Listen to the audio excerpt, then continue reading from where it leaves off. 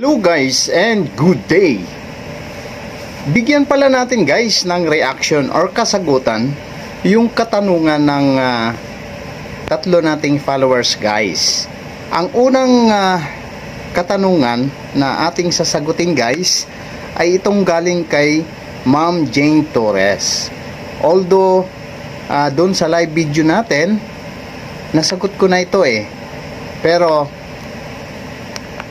sasagutin uli natin guys, no? Bigyan natin ng magandang paliwanag guys, no?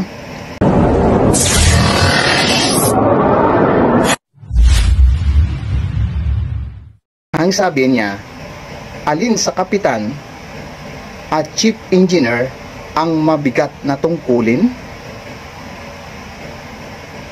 So, yan ang katanungan ni Ma'am Jane Torres.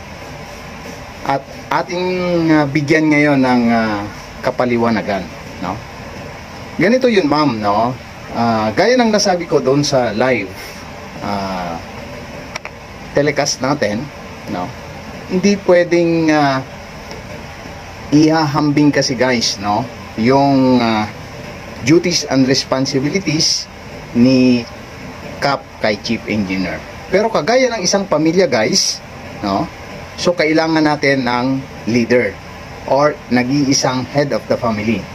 At si Cap ay siya ang representative ng owner. Ano ba yung owner? Ang owner, siya ang nagmamay-ari ng barko natin guys. So, si Master ang nag-represent as owner. Yun lagi yun guys. At siya ang nananagot sa lahat, no, ng mga problema, responsibility, no, sa whole ship, no. Mapamakina man yan, mapadek, no, still siyang may responsibility. Okay guys? Kasi kung walang leader or walang head of the family guys, imagine mo yan, no? So syempre magkakagulo, di ba? So kaya nandyan si Cap, no? Siya ang pinaka padre de familia namin guys. At iba naman kasi guys yung duty ni Chief Engineer, no? Si Chief Engineer, ang duty niya, he is responsible, no, of the engineering department, no? At syempre yung mga machineries natin guys na make sure na in good working condition, no, lahat, no, at lahat ng abnormalities, no, sa machineries natin na makakaapekto sa safe navigation dapat ipinapaalam kay Cap, no, para aware si kapitan at para mabisuhan namin yung opisina or yung owner para magawan ng solusyon in case na hindi na kaya ng taga-barko guys. Although kung makikita nyo guys, no, so ngayon nagsuot ako ng uniform natin para ini-example ko kasi guys, no, ito yung supply namin from company, okay? So kung mapapansin nyo guys, no, sa shoulder board, no, okay, si Cap, no, at si Chief Engineer ay pareho yan guys na may 4 na bara. So kung ilan yung bara dito, ganun din kabigat yung responsibility namin.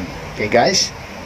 At madaling ma-identify, no, kung si Chief Engineer or si Cap, no, dahil dito guys, no. So nakikita natin guys, no, insignia, no, nakikita natin, no. So ito hélice or propeller.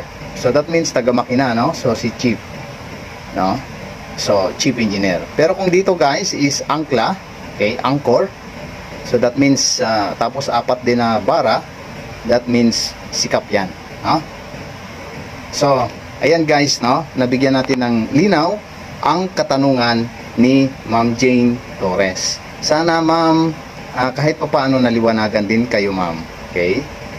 At kung mapanood nyo uli yung pag-live ko kung saan diniscuss ko na dun yan, so mas marami pa akong pinaliwanag doon. So hoping na sa maikling pagpapaliwanag ko is maintindihan nyo rin, ma'am, no?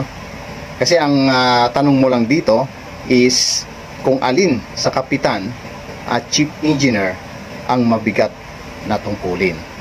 So syempre walang iba, nag-iisa, syempre si Cap, no? Siya ang overall, no, responsibility. Although may kanya-kanya kaming duties and responsibilities, pero no, sa lahat ng communication, lahat ng authority, lahat ng problema ng barko, si Cap ang humaharap. At si Cap naman, no, dinidelegate sa amin yan. So maliwanag po? Okay.